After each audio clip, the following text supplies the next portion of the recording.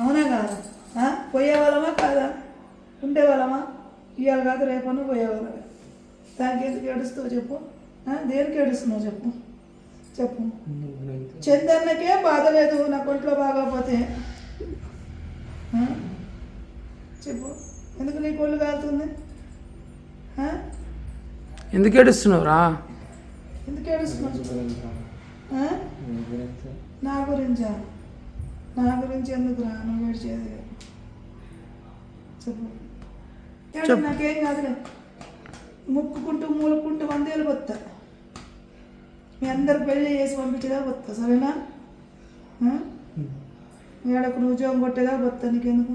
నీ first salary నేను చేర్చేది కొనుక్కున్నదా వస్తా. చెప్పు, ఎందుకు ఏడుస్తున్నావు చెప్పు? చెప్పు. అర్థం చేసుకోవాలి కానీ నువ్వు అర్థం చేసుకోలేవు. ఇప్పుడు అర్థం చేసుకుంటున్నా, అందుకే బాధపడుతుంది. అవునా?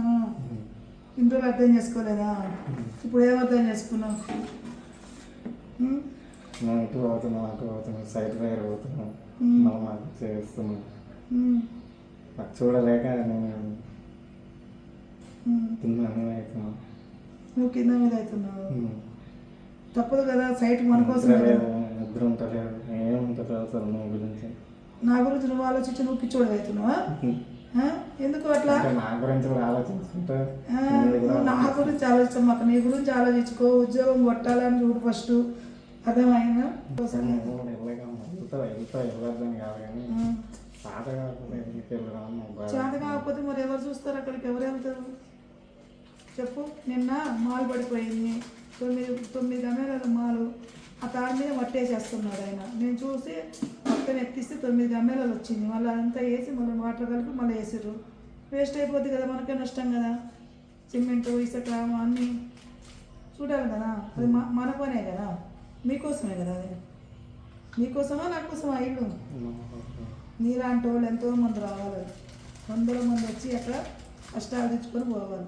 నేనున్నా లేకపోయినా అది ఒక గృహంలాగా ఉండాలి అందరికీ అన్న దాంతో చేస్తున్నాం. అవునా? నీలాంటి వాళ్ళ కోసం అది సంగతి. అందుకని వెళ్ళొద్దంటే ఇట్లా ఇక్కడ పని ఉంటే మనకు కొంచెం పని తగ్గిపోతుంది.